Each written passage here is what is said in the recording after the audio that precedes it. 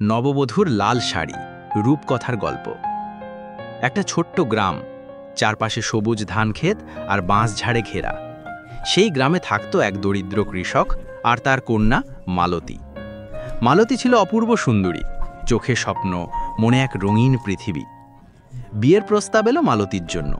পাত্রও ভালো, শিক্ষিত, ভদ্র আর কর্মঠ যুবক।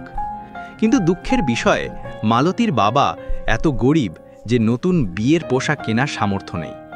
মালতী মাটির ঘরের কোণে বসে ভাবত, সব কজন বধূ লাল শাড়িতে সাজে, আমার কি হবে? একদিন সন্ধ্যায় সে কাঁদছিল। হঠাৎ দরজার সামনে এসে দাঁড়ালেন এক বৃদ্ধা। তার হাতে ছিল একখানা লাল শাড়ি, সূক্ষ্ম সোনালি কাজ করা।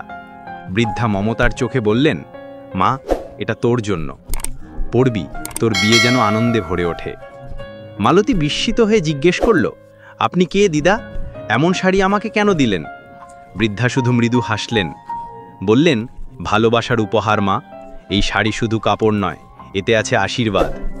বিয়ের দিনে মালতী সেই লাল শাড়ি পরে যখন উঠোনে এলো, সবাই মুগ্ধ হয়ে তাকিয়ে রইল। শাড়ির রং যেন সূর্যাস্তের মতো ঝলমল করছে। মালতী দেখল তার বাবা চোখ মুছছেন খুশিতে।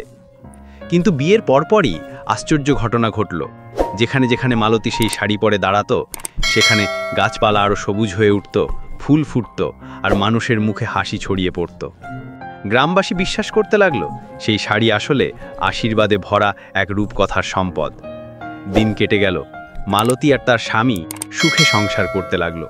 কিন্তু সে কখনো ভোলেনি এক অচেনা বৃদ্ধা তাকে লাল শাড়ি দিয়েছিলেন।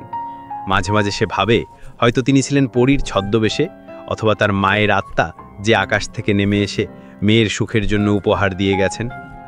সেই লাল শাড়ি আজও গ্রামের মানুষ নববধূর আশীর্বাদ বলে জানে, যা দুঃখ ঘোচায় আর আনন্দ ছড়িয়ে দেয়।